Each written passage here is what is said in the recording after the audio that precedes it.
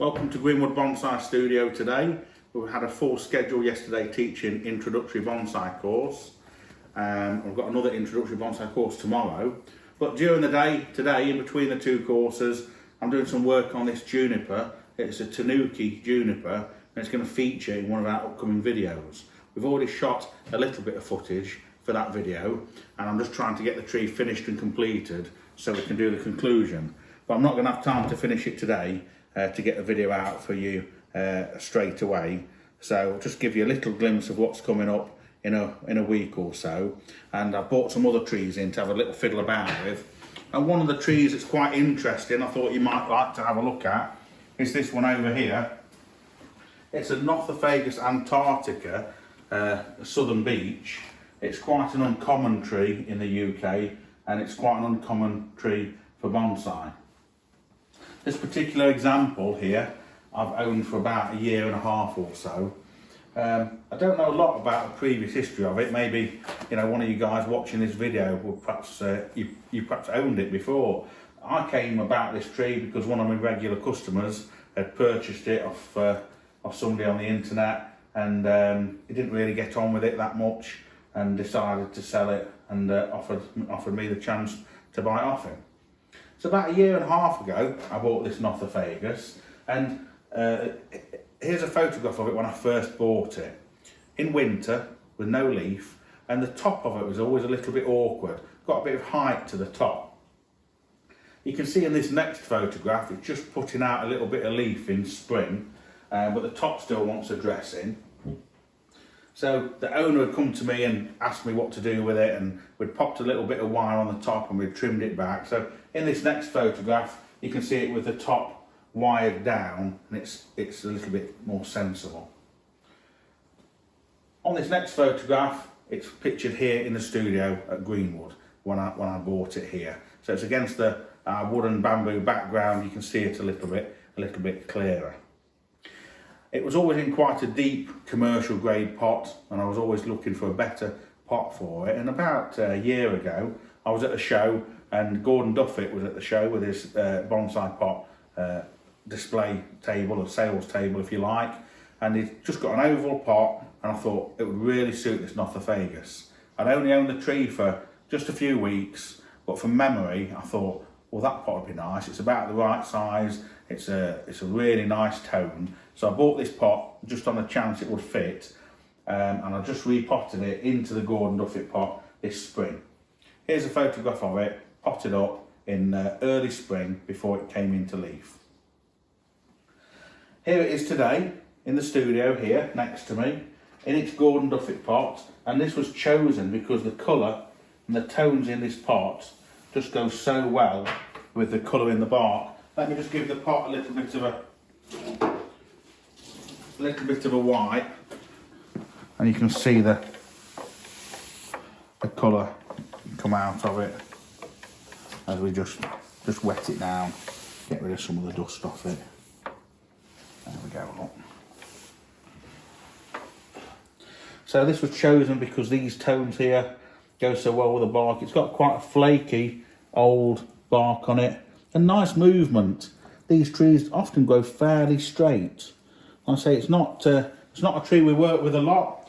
I'm a little bit familiar with them. We do have one planted out on the edge of our car park. So any of you that have been to the nursery, there's a big hedge in the car park. There's a great big tree planted in the middle.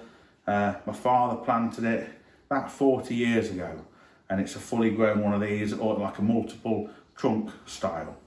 And they go bright orange and red and yellow in autumn. You get a really nice autumn colour off them. A little natural sort of crinkle to the leaf. So when you look at it like this, you can often mistakenly think it's got a little bit dry and curled up, but they do have this sort of curl to them. They're quite a fast growing hungry tree, I find. This particular one, when it leaves out in spring, it's really good, fresh green growth. And already at this time of the year, it's putting on so much vigour that some of the leaves just start to go yellow and fall off. Some of the ones further back into the tree. Bearing in mind, these have only been on a few months and they've already sort of given up. The tree's already given up on them because it's putting so much growth out. If anything, this really wanted pruning before this time.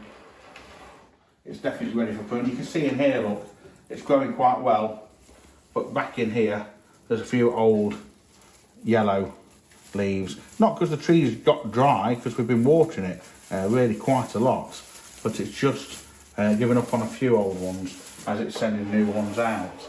You can also see in here how much it's budding out from the actual trunk. Look at this in here. All this growth here and here, it's throwing leaves really quite abundantly from the trunk. So if you don't want those, then one of the jobs you've got to do with this tree is just get in there with your fingertips and just sort of rub out that growth. It's quite easily done, but you do need to do that so you can start to keep it under control, and also so you can see the trunk and the branches and the bark. So I like this tree in winter because the bark's so nice. In autumn, I'm looking forward to it in autumn this year because I really like it in this pot. And once we get sort of golden, orange, red tones to these leaves, it's going to look absolutely stunning. And if it's a really nice display this autumn, we'll try and lift it in and show it you in autumn colour. But it's in here today for a little bit of a prune to try and get it back into shape a little bit. And it's fairly easy, it's only 10-15 minute job to do something like this. I've got my super fast scissors, so it won't take me too long.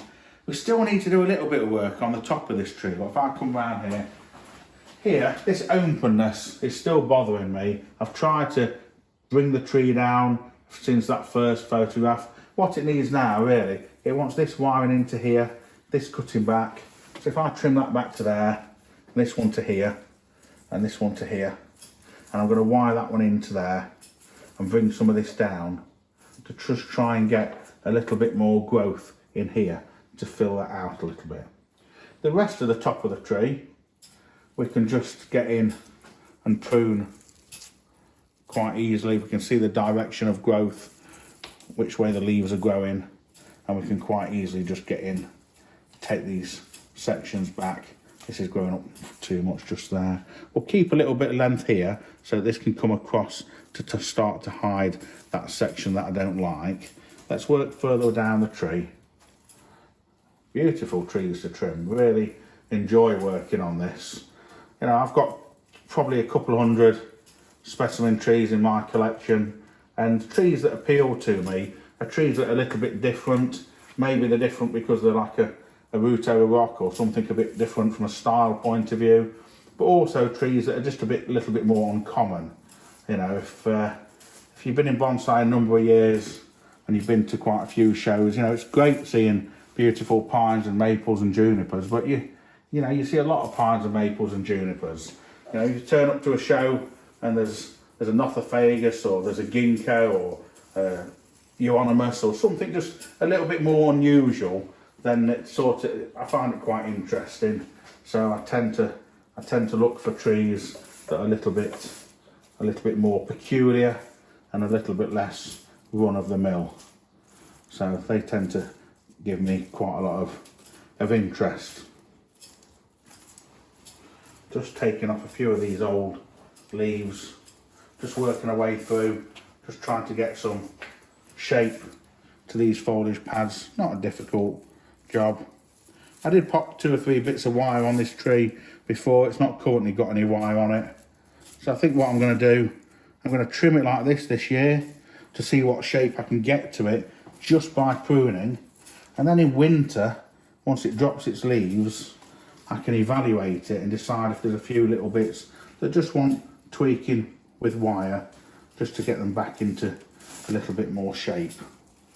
But this is shaping up quite easily without much bother. I say it's put on a good amount of leaf this year. Last year there was a few little areas that were a bit sparse, and I think it was due a repot as well. It had been in that other pot, which, although it had some depth to it, was a little bit small. With this being quite a thirsty tree, I was just finding that when it rained, it perhaps wasn't catching the amount of water that it needs. A lot of it was sort of bouncing off this canopy and not really getting down to the tree. Again in here, look, all these little bits where it's sprouting from these branches. we can get in there and trim and pull some of those out just to neaten it up. Seem to be forever doing that with this tree. I remember when I first got it, I spent a few hours doing that. A few little bits hanging down here. That's growing up a little bit too much. This is a bit too long. This leaves a little bit big. This is coming down too much. So just try to neaten these foliage pads up. So we've done this one. This one's got a couple of little bits going in towards the tree. And the odd large leaf that's on it, these are quite small leaf, but there's the odd one that's a little bit larger. So just removing those on a sort of leaf by leaf basis, you can do just to keep it under control. Little bit of thing like that. Bit off there around the back. Right, up this side. So you get the idea from pruning, and I'm just gonna, I might go to a little quick time lapse so I can get the rest of it pruned, and then I'll come back at the end and show you what we're left with once we've finished pruning it.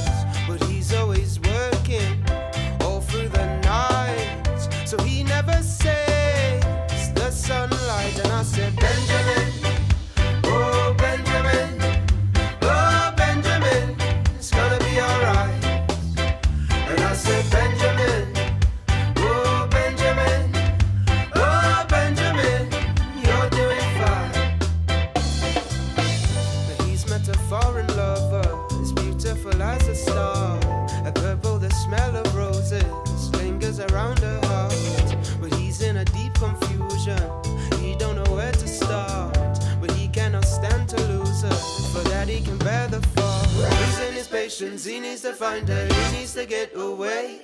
But a summer vacation don't know the basis of where he would like to stay. He is missing his princess, he needs to find her, he needs to get away. Has this finally all gonna stay?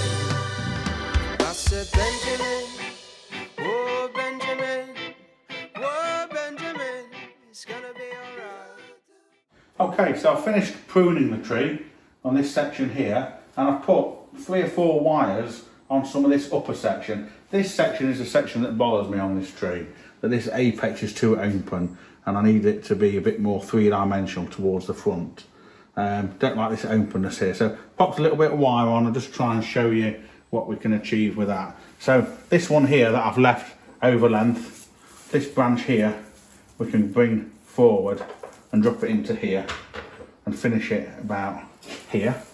Take that bit off that's hanging down. The top of the tree, let's get some pliers and try and bring this forward just gently like that. And then this section, this branch, drop it into here. And we're also with this one pulled in, and there's one in here. I'm going to sneak that into here just to give us a bit of foliage in this front section. We've got a little bit of wire on this one, look, here. And also I've popped a little bit of wire on this one here. So we'll get that up. Just bring that into here for now.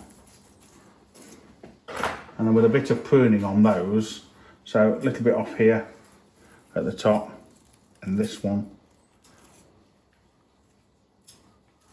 And that bit at the back there. Keep a little bit of length here. This is growing up too much. A little bit off here. This is cutting over. And then we've got a little bit of a gap here where we've took that other branch from. So if we take this back here, if I get another piece of wire on that branch there, might be able to pull that across. And just grab a piece of wire from over here and back in here. Just start it at the back of the tree there. Just see if we can just wiggle a piece up and around. That's a little bit of a nuisance. It's a lot easier doing this sort of wiring work in winter, but I did say earlier that I was going to wait and wire it in winter, but I get a bit either get impatient or enthusiastic, so I've either said I'll wait. You know, the more you work on a tree and you trim it, you just think, oh, just spend 5 minutes, let's just put a bit of wire on it, and then 5 minutes later you do another 5 minutes worth of wire, and half an hour later you've got a tree that's fully wired. So that's down into there, so that's better. So we can shorten this back, keep this, bring this down to here, shorten this section here back a little bit more. This branch here is a bit long. Let's just shorten it back to here, like so. So that, trying to get more organised apex on the tree in here, and just given us more depth here. Yeah, we know in lower parts of the tree you don't want branches coming, you know, strongly toward you, but up in here it was just too stark, it was just too flat, it was just showing too much. So just a little bit of organisation like that has just made this a lot more rounded, more comfortable to the eye, but also it blends so much nicer with the rest of the tree now. A few little bits, keep thinking there's bits here that I've missed, but they're just clippings that have fallen down, hanging on this foliage. Let me have a little step back and have a closer, have another look from further away. Make sure we've not missed any bits. We probably don't need this bit here going down. This bit here at the back is too long, and this section here. We don't want that back branch to get in the way too much. Little big leaf, a little big leaf, a little leaf, a big little leaf. Some of these that are hanging down, we can just pinch a few off. Won't be the last pruning for this year. We're going to have to prune this again, probably once or twice. But now we've got it into position. You've always got to keep evaluating trees like this. See this section here. This foliage pad's quite far forward. This is one step further back. It's a bit in line with this. I would say it's an improvement. If we just get this one, we'll just put it forward into here, because this just cascades nicely up this side. So again, you know, we said we weren't going to wire anything, but we could get a little piece of wire onto that branch without much problem. I say just sneak a little wire through there. A bit tricky when it's in leaf, but you get the idea.